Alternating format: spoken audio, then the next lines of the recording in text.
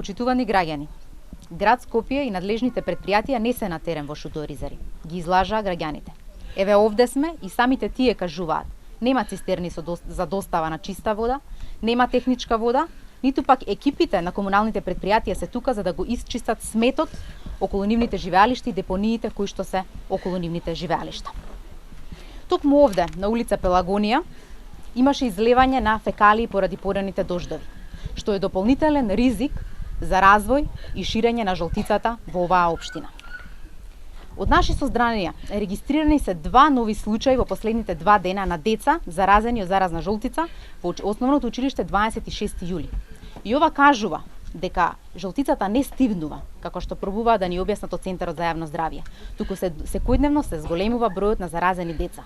И тоа не само во овие области каде што имаме многу лоши услови за живење, туку и во останатите улици како што се Вашингтонска, Гарсија Лорка, кои што имаат посоодветни услови за живење и каде што има чиста вода за пиење и канализација.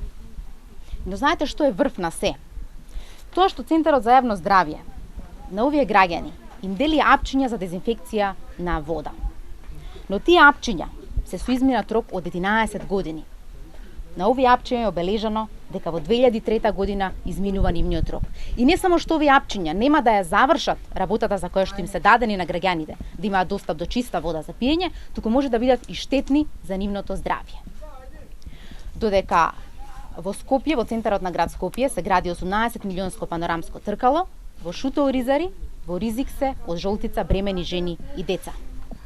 Апелираме Никола Груевски да го советува својот градоначелник Гоце Трајановски да излезе на терен, да ја согледа состојбата и да превземе конкретни акции за заштита на овие граѓани.